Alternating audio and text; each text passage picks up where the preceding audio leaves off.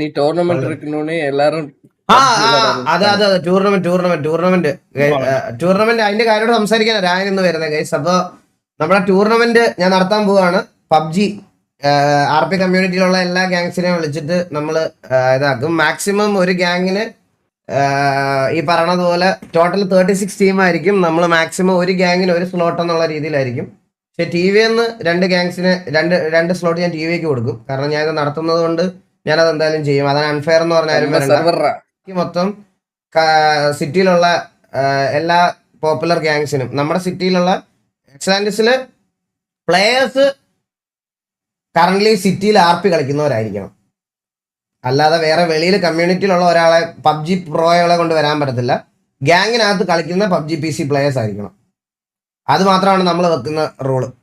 അപ്പൊ എക്സാൻഡിസിലെ എല്ലാ ഗാങ്സിനും കളിക്കാൻ പറ്റുന്ന രീതിയിലത്തെ ഒരു ടൂർണമെന്റാണ് നമ്മൾ പ്ലാൻ ചെയ്യുന്നത്.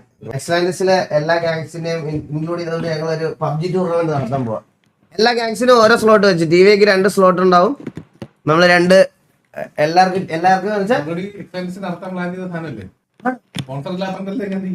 എന്നാ സ്പോൺസർ ഈഗിൾ ഗെയിമിംഗ് ഞാൻ നടത്തിക്കോളാം, ഞാൻ ഹോസ്റ്റ് ചെയ്തോളാം. പിന്നല്ല നമ്മൾ ഒരു ഇല്ല അല്ല ബാബാ 2 lakhs പറ്റൂല, നമുക്കൊരു 1 ലക്ഷം രൂപ.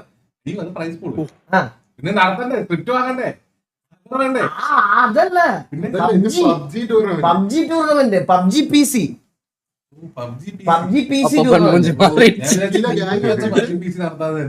ഇല്ല പബ്ജി PC ടൂർണമെന്റ് നമുക്ക് 1 ലക്ഷം രൂപ ടോട്ടൽ പ്രൈസ് പൂള്. അത് ഞാൻ കൊടുത്തോളാം.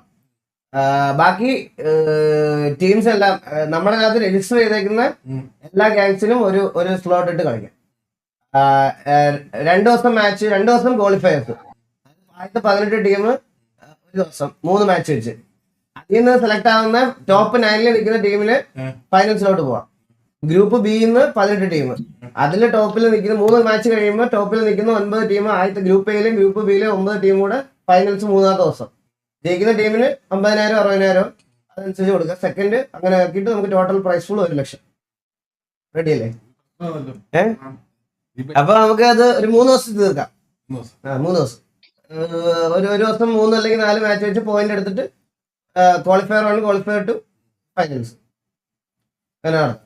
ഞാൻ കളിക്കുന്നില്ല, ഞാൻ സ്പെക്ക് ചെയ്തുള്ളൂ. ഞാൻ ഹോസ്റ്റലിൽ ഇരിക്കത്തുള്ളൂ. ഞാൻ ഹോസ്റ്റാണ്. ഞാൻ ഇവിടെ ടീം കോച്ച് ഇറക്കിക്കോളും. കോച്ചിന്റെ ഒരു ടീമും പിന്നെ TV ഒരു ടീം കൂടെ ഇറക്കാം. അതായത് നമ്മൾ പറഞ്ഞത് നമ്മൾ ഒറ്റ റൂളേ വെക്കുന്നുള്ളൂ. ഗാങ്ങിൽ ആക്റ്റീവായിട്ട് കളിക്കുന്ന ആൾക്കാരായിരിക്കണം. നമ്മൾ ഓരോ ഗാങ്സിനോട്ടിലും ഗാങ്ങിൽ കളിക്കുന്നവർ മാത്രമേ കളിക്കാൻ പാടുള്ളൂ. ചില ഗാങ് അത് പറ കേക്ക് 2 സ്ലോട്ട് കൊടുക്കാൻ പറ്റില്ല. ഓക്കെ അവ KVക്ക് കൂടെ ചേർത്ത് KVക്ക് 2 സ്ലോട്ട് TV-ക്ക് 2 സ്ലോട്ട്. അത് ഞാൻ ഓർത്തില്ല കേട്ടോ. അപ്പൊ അവൻ അവിടെയൊക്കെ എത്തിയത് ഞാൻ കുറച്ച് ലേറ്റ് ആണ് എനിക്ക് പിടികിട്ടിയത്.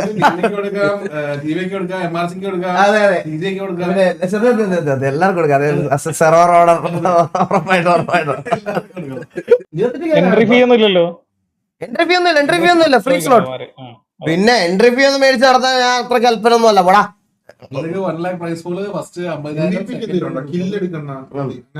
MVP നമുക്ക് എന്തായാലും സെറ്റ് ചെയ്യാം. അത് സെറ്റ് ചെയ്യാം. ഇല്ല ഞാൻ പറയാം, ഫസ്റ്റ് സെക്കൻഡ് തേർഡ് മാത്രം കൊടുക്കുക MVP. അത്രയും മതി. പേടിക്ക് സ്ലോട്ട് കൊടുക്കാം, പേടിക്ക് സ്ലോട്ട് കൊടുക്കാം, പേടിക്കും സ്ലോട്ട് കൊടുക്കാം. പേടിക്ക് കൊടുക്കാം, പേടിക്കും കൊടുക്കാം.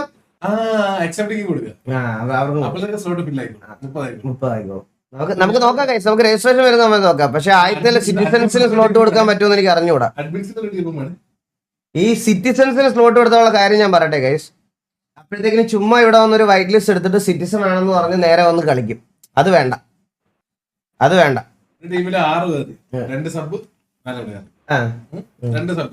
പിന്നെ മാറ്റാൻ പറ്റില്ല. നമുക്ക് ആദ്യം ഒരെണ്ണം നടത്താം.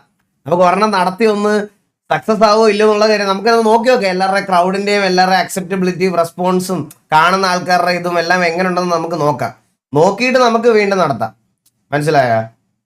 നമുക്ക് അങ്ങനെ ഒരു ഇത് നടത്താം. അല്ലാതെ ഈ പറയണത് പോലെ പെട്ടെന്ന് ഒരു ദിവസം നമുക്ക് എല്ലാവരെയും കൺസിഡർ ചെയ്ത് നടത്താൻ പറ്റൂല.